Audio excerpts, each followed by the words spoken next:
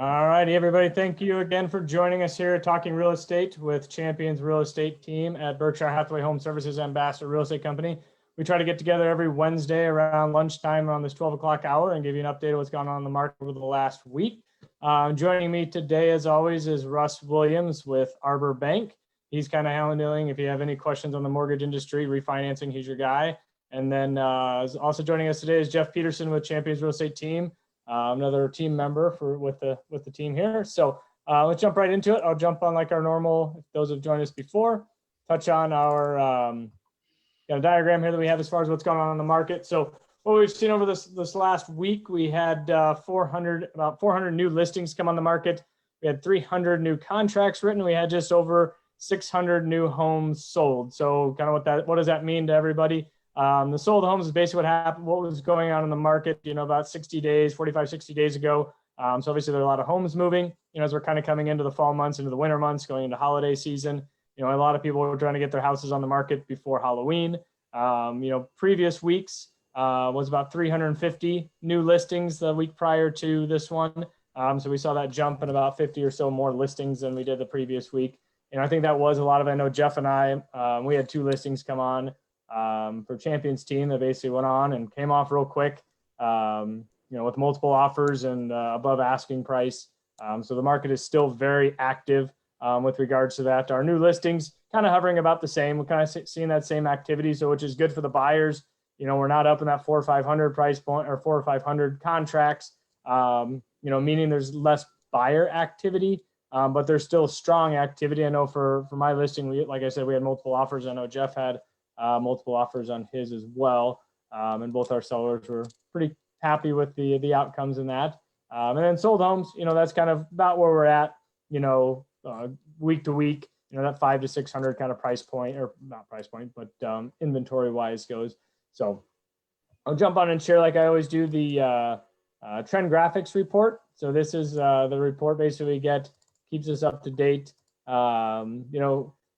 Typically it goes month, what previous month or previous year's month. So there's not too much data over the last, we have 3 days worth of data. But as we kind of look here, let me move my little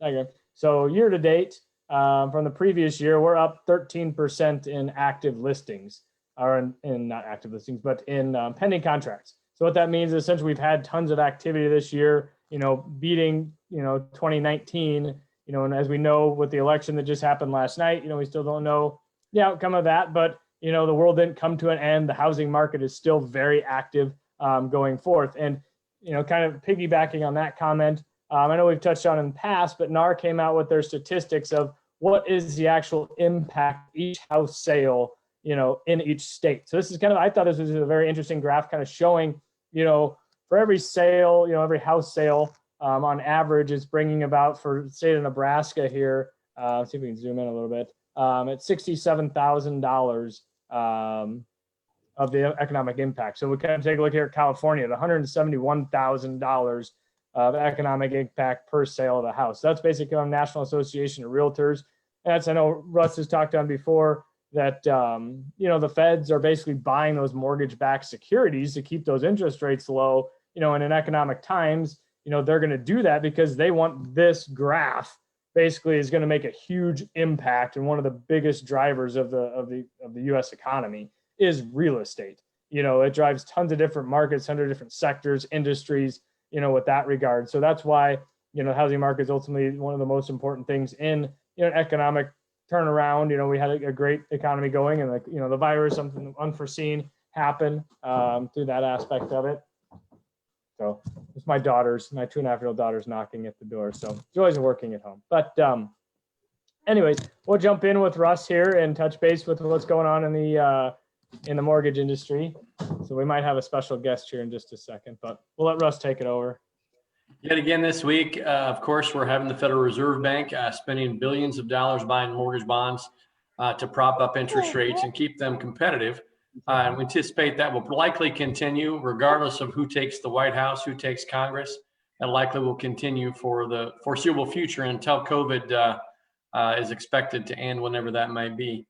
One thing that is interesting, Mark had mentioned the sun came up today, even though the elections last night haven't been necessarily thrilling for a lot of people yet. One thing we're seeing is that the bond markets are a little bit rattled today. And the reason for that is just uncertainty. Anytime that there's uncertainty in the markets, money will typically move into safe havens, one of which is bonds. And we've seen bond prices rise today, which is putting some downward pressure on interest rates. Folks, this probably won't last long term because we do expect at some point, hopefully this week, we'll have resolution to the election. But until that point in time, if you have a purchase that you're under contract and haven't protected your rate, today is the day to lock that rate. If you are looking at refinancing and can reach your loan officer, they're very busy, as you probably might expect. Today is the day to call them to get your interest rate locked. We do have an opportunity that probably won't stick around too long, but generally speaking, rates are still at all-time record lows, and we'll probably stay here for a little while.